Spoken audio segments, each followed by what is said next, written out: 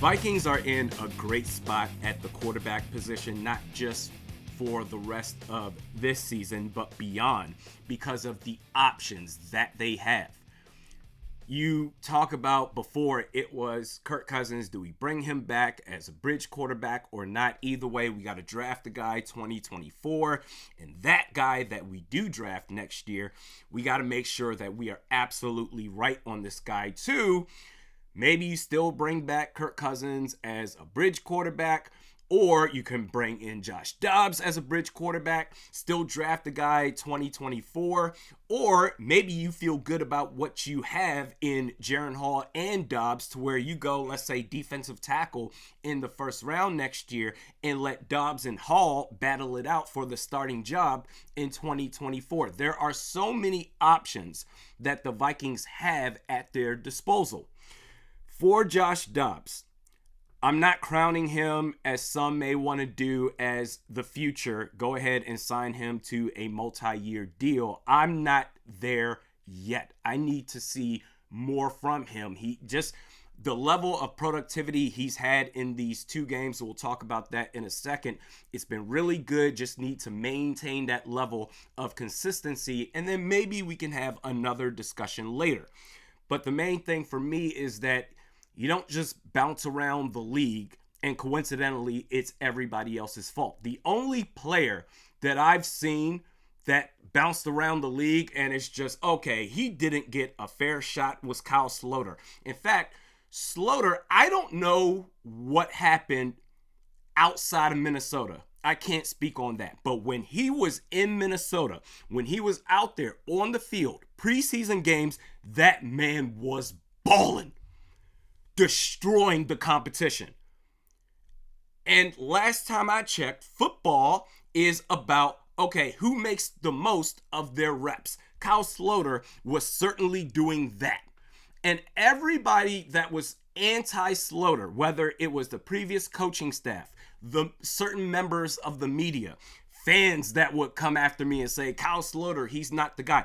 Every single stance that they had against Sloter had nothing to do with Sloter's performance on the field. It was basically reaching for qualities or attributes, lack of qualities, of stuff outside the confines of the game. Oh, he's bad at practice, or he's not doing a good job with the playbook, or he can't help Kirk Cousins prepare for upcoming games. I don't care about any of that stuff. Do you see him on the field right now? It was never anything about his performance on the gridiron. Whereas Sean Mannion, it was the complete opposite. The man can't do nothing right on the field, but we were reaching for things outside of the confines of the game, in which case, especially the previous coaching staff and certain members of the media with Sean Mannion did everything they needed to do to pucker up their lips to get ready to kiss this dude's ass. I don't care what happened to, and I told Kyle Sloter this when I interviewed him, actually not during the interview. I think he would be okay with me saying this because he's basically said it himself on Twitter. I told him after the interview, bro, you are getting royally screwed. We see you. We, the fans, we see that you are crushing it out there. Just control what you can control. Just keep doing what you've been doing. I'm all about being fair. Life's not fair because of things that are outside of your control, but things that are within your control, I'm all about being fair. And for the personnel that's out there on the field, starters, PT, that is within the control of the coaching staff. And staying with the theme of being fair, as much as I do still have doubts about Josh Dobbs, this season, talking about the QB1 job, it's his job to lose.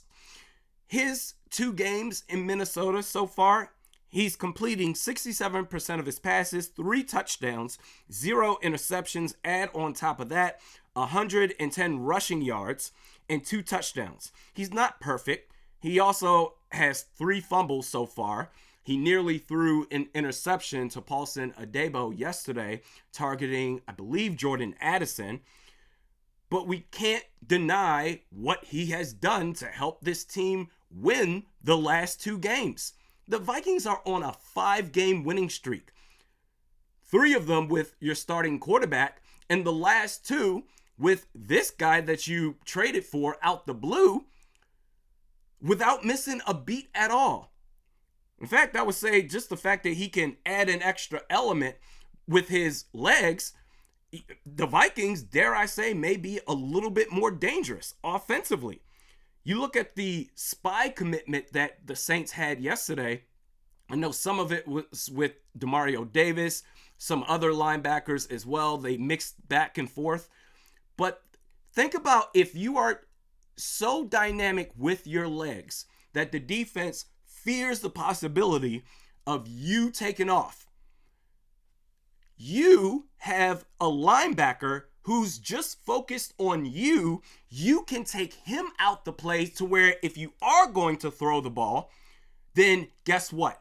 You take another guy out the possibility of making a play. I would say for Josh Dobbs, bring him back regardless. Whether he's the future, I don't believe that just yet. I need to see a larger sample size before we crown him king of the future. But whether you think he's the next franchise quarterback or as a backup quarterback, this guy is a major asset to Minnesota. I think you have to bring him back next year. And even staying with this year, even if he has, say, a bad game against Denver, he's done enough to warrant, okay, you know what, Murphy's Law, things happen. Let's give you another opportunity against Chicago. And if you have back-to-back bad games, then we may need to have a conversation as far as do we go back to Jaren Hall. But the more that he wins, the longer that his leash becomes. Josh Dobbs, QB1, 2023. You have 7 games remaining. It is his job to lose.